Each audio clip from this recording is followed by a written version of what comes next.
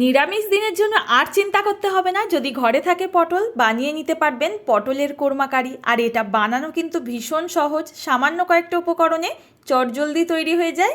ভাত, রুটি, পরোটা যে কোনো কিছুর সঙ্গে খেতে কিন্তু দুর্দান্ত লাগে। নমস্কার বন্ধুরা, আমার নতুন একটা রেসিপিতে সবাইকে স্বাগত জানিয়ে শুরু করছে আমার আজকের রেসিপি ভালো লাগলে অবশ্যই একটা লাইক, শেয়ার আর কমেন্ট করতে একদম ভুলবেন না। আজকের রেসিপি তৈরির জন্য প্রথমেই আমি গ্যাস ওভেনটা অন করে একেবারে কড়াইটা বসিয়ে দিয়েছি। এখানে প্রথমেই দিয়ে দিচ্ছি বেশ কিছুটা পরিমাণে সর্ষের তেল। তেলটা গরম হয়ে গেলে না কেটে রাখা পটলগুলো দিয়ে দেবো। এখন একটু টাইম নিয়ে পটলগুলোকে ভেজে নিতে হবে। আর এই রেসিপিটার জন্য আমি বলবো পটলটাকে গোটা অবস্থায় রাখবেন, তবে মাঝখান থেকে একটু কাট লাগিয়ে নেবেন। এবার একটু লবণ দিয়ে পটলগুলোকে কিন্তু খুব ভালো করে ভেজে নিতে হবে। আমি কিন্তু এবার চাপা ঢাকা দিয়ে পটলগুলোকে একদম গোল্ডেন করে ভেজে নেব। যত ভালো করে ভাজা হবে রেসিপিটা ততটাই খেতে ভালো হবে। তো দেখুন, এবার কিন্তু আমি খুব ভালো করে পটলগুলোকে এপিট ওপিট উল্টে পাল্টে একদম গোল্ডেন করে ভেজে নিয়েছি। আর পটলগুলো যেন ভাজার সময় একেবারেই কিন্তু 70% মতো যেন সেদ্ধ হয়ে যায়। তো দেখুন, পটল কিন্তু ভেজে নেওয়া হয়ে গেলে তেল ঝরিয়ে উঠিয়ে নিতে হবে।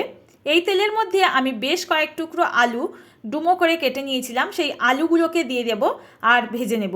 এখানে বলে রাখি, আপনারা যারা আলুটা খেতে পছন্দ করেন না স্কিপ করে দিতে পারেন, আলু ছাড়াও কিন্তু এটা খেতে ভীষণ ভালো হবে। এবার আমি আলুগুলোকে একটু টাইম নিয়ে ভেজে নেব, তাহলে কিন্তু খেতে ভালো লাগে। তো দেখুন, এই আলু ভাজতে ভাজতে না আমি এই রেসিপির জন্য সামান্য একটা মশলা তৈরি করব, একেবারেই কিন্তু নিরামিষ মশলা। আর এই রেসিপিটা নিরামিষ খেতেই বেশি ভালো লাগে। আপনারা কিন্তু যে কোনো নিরামিষ দিনের জন্য এইরকম পটলের একটা দুর্দান্ত রেসিপি রাখতে পারেন। এই রেসিপিটার জন্য মশলাটা দেখে নিন। এখানে দেখুন বেশ কয়েক টুকরো কিন্তু নারকেল নিয়েছি। আর নিয়ে নিচ্ছি এই 1 ইঞ্চি মতো আদা ছোট্ট করে কুচিয়ে টুকরো করে নিয়েছি। দুটো কাঁচা লঙ্কা দিয়ে দিলাম। ঝালটা অবশ্যই স্বাদ মতো বাড়িয়ে কমিয়ে দিতে পারেন।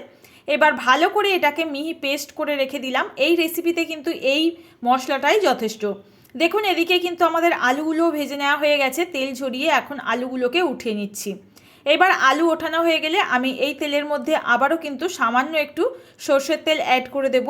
এখানে কিন্তু সর্ষের তেলেই করার চেষ্টা করবেন, রেসিপিটা খেতে বেশি ভালো হবে। তেলটাকে খুব ভালো করে গরম করে নিতে হবে। তারপর দিয়ে দিচ্ছি এখানে ফাটিয়ে রাখা গোটা গরম মশলা। যতক্ষণ না সুন্দর একটা ভাজার ফ্লেভার বেরোচ্ছে ততক্ষণ কিন্তু মশলা অ্যাড করা যাবে না। আগের থেকে আদা, কাঁচা লঙ্কা আর নারকেলের পেস্টটাকে রেডি করে রেখেছিলাম, সেটাকে অ্যাড করে দিলাম। সাথে সামান্য একটু জল বাটিটাকে ধুয়ে অ্যাড করে দিলাম। এবার গ্যাসের ফ্লেমটা একদম লোতে রেখে আমাদের মশলাটাকে কষিয়ে নিতে হবে, যতক্ষণ না মশলার থেকে একেবারে তেলটা ছেড়ে বেরিয়ে আসছে। মশলাটা কষানোর সময় কিন্তু গ্যাসের ফ্লেমটা একদম হাইতে করবেন না, আস্তে আস্তে লো ফ্লেমে মশলাটা কষিয়ে যাবেন। দেখবেন আস্তে আস্তে সাইড দিয়ে তেলগুলো ছেড়ে বেরিয়ে আসবে। যেহেতু এর মধ্যে নারকেল বাটা দেওয়া আছে, নারকেলের যে তেলটা থাকে না আস্তে আস্তে ছাড়তে শুরু করে। তো দেখুন, এই মতো পর্যায়ে আমি 2 থেকে 3 চামচ মতো ঘরে পাতা টক দই ফেটিয়ে নিয়েছি, তারপর এর মধ্যে অ্যাড করে দিলাম। এবার দইটা দেওয়ার পর এর মধ্যে কয়েকটা গুঁড়ো মশলা অ্যাড করছি। কাশ্মীরি রেড চিলি পাউডার কালারের জন্য, সামান্য একটু হলুদ আর একটু ধনিয়া গুঁড়ো। ব্যাস, এই শুকনো উপকরণগুলোকে দিয়ে আবারও কিন্তু মশলার মধ্যে একটু টাইম নিয়ে কষিয়ে নেব। এইবার কিন্তু খুব ভালো মতো কষিয়ে নেওয়ার পর তারপর দেখবেন এই রকম ঠিক মশলাটা তেল ছেড়ে আসছে আর গ্রেভিটা আমাদের তৈরি হয়ে গেছে। যতক্ষণ না ভালো করে কষানো হবে এর মধ্যে কিন্তু সবজি অ্যাড করবেন না। আর দেখুন একেবারেই কিন্তু তেলটা ছেড়ে ছেড়ে এসছে। এই মতো পর্যায়ে আমি ভেজে রাখা আলু আর পটল একসাথে দিয়ে দেব। এখন সাথে সাথেই কিন্তু জল অ্যাড করা যাবে না, আবারও 5 থেকে 7 মিনিট টাইম নিয়ে সবজিগুলোকে মশলার মধ্যে কষিয়ে নিতে হবে। আর নিরামিষ রান্না না একটু কষিয়ে না রান্না করলে খেতে ভালো লাগে না। এবার স্বাদ মতো লবণটা আমি এই পর্যায়ে অ্যাড করে দিচ্ছি। এবার কিন্তু চাপা ঢাকা দিয়ে আমি 5 থেকে 7 মিনিট মতো আস্তে আস্তে ঢিমে আছে এটাকে রান্না করব। মশলাটা যাতে পটলের মধ্যে খুব ভালো মতো চলে যায় সেটা খেয়াল রাখতে হবে। তো দেখুন, ঢাকাটা বন্ধ করে দিলাম। 5 থেকে 7 মিনিট পর ঢাকনাটা খুলে নিয়েছি। আর দেখুন কত সুন্দর আমাদের মশলাটা কষানো হয়ে গেছে, সবজিগুলো কিন্তু এর মধ্যে একদম মজে গেছে। এই পর্যায়ে আমি গ্রেভির জন্য জলটা এখানে পরিমাণ মতো অ্যাড করে দেব। তবে মাথায় রাখবেন এই রেসিপিতে খুব বেশি ঝোল কিন্তু করা যাবে না, তাহলে খেতে একদম ভালো লাগবে না। এটা কিন্তু একদম গায়ে মাখা মাখা হবে। আর এটা পোলাও, রুটি, ভাত যে কোনো কিছুর সঙ্গেই কিন্তু নিরামিষ দিনে সার্ভ করতে পারবেন।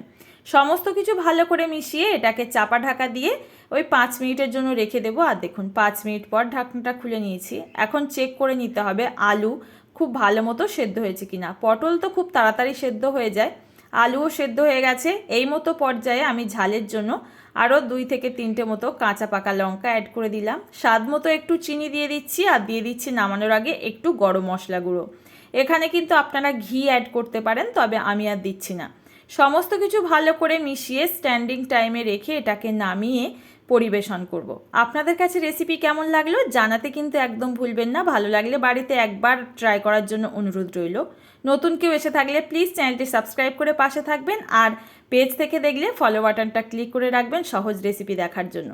এটাকে নামিয়ে কিন্তু আপনারা যে কোনো কিছুর সঙ্গেই পরিবেশন করুন, গরম গরম খেতে কিন্তু দুর্দান্ত লাগে। এরকম সহজ আর ঘরোয়া রান্নার নানা রকমের রেসিপি কিন্তু আমার পেজে বা চ্যানেলে পেয়ে যাবেন। অবশ্যই ফলো বাটনটা ক্লিক করে পাশে থাকবেন। আজ তাহলে এই পর্যন্ত, দেখা হবে নতুন কোনো রেসিপিতে। ধন্যবাদ।